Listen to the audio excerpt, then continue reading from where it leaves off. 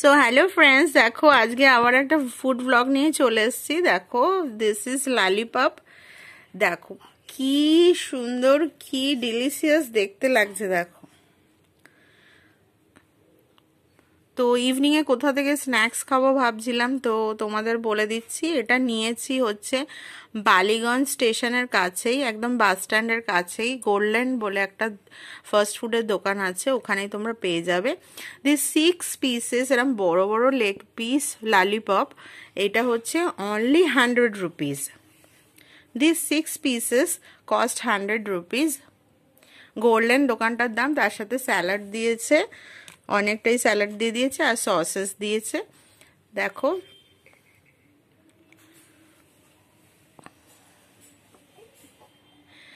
তো আজকের ইভিনিংটা তো একদম জমে যাবে।